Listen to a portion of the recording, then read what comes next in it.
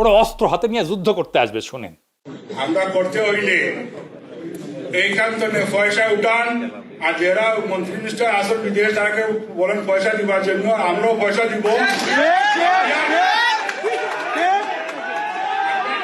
অস্ত্র কিনতে হবে, অস্ত্র কিনতে হবে, আমরা যুদ্ধ করতে হবে মাঠে।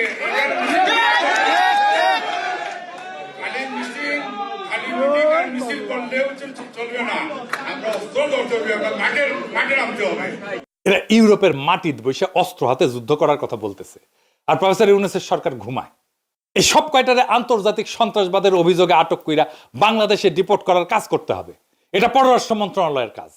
প্রফেসর ইউনূসের সরকারকে বলতে হবে কিসের প্রেম এদের সাথে, এই টেরোরিস্টদের সাথে। আপনাদেরই তো লন্ডনে এরা অপমান করতে আসে, কারণ মনে করে আপনারা দুর্বল। একজন ভালসুন পররাষ্ট্র উপদেষ্টা রাখিছেন, মাইয়ার বাচ্চা সামলাইতে ওনারা আমেরিকা যায় বসে থাকতে হয় মাঝে মাঝে। পারবেন না তে বাল ফেলাইতে বসে আছেন কেন মিয়া? প্রতিরোধ শুধু কথার কথা না, রাষ্ট্র নির্মাণ শুধু কথার কথা না, এটা রাষ্ট্র নির্মাণ একটা সিরিয়াস কাজ। যেখানেই ফ্যাসিস্ট আওয়ামী লীগ, ওখানেই হোলসেল জয় বাংলা করে দিতে হবে তাদেরকে, সেটা দেশে হোক আর দেশের বাইরে হোক। ইনকিলাব জিন্দাবাদ।